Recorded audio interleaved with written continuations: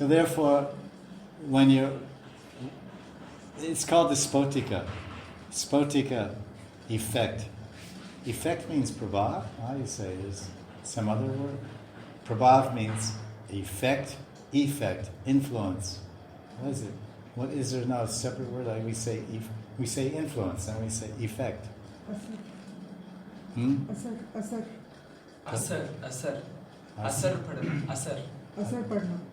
Asar. Asar means effect. Asar. The crystal effect. That's a very common analogy in Prabhupada's books and Goswami books, Bhakti Sandarbha. But in the Shastras, the crystal is used to show the effect, the sadhu, that the jiva, the sadhaka, is like a crystal.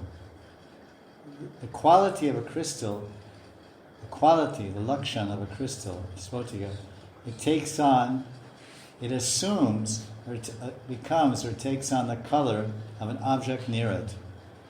The crystal is clear, you put it near a blue book, then the blue radiance of this cover will enter there, and this clear crystal will look blue, it'll appear blue there.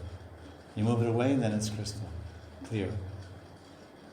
So this analogy is used by the power of associating with sadhus. When you go to a sadhu with a clean heart, with an open heart, not clean, our hearts are not so clean, Cheto Dharpana Marjan, but with an open heart and open mind, a non-offensive heart and a non-offensive mind, and non-offensive heart, if you meet with a sadhu, then the effect, the prabhav, the energy, the bhakti, the purity of the sadhu will be reflected on the heart of the jiva, like a crystal. This is called bhav pratibimba.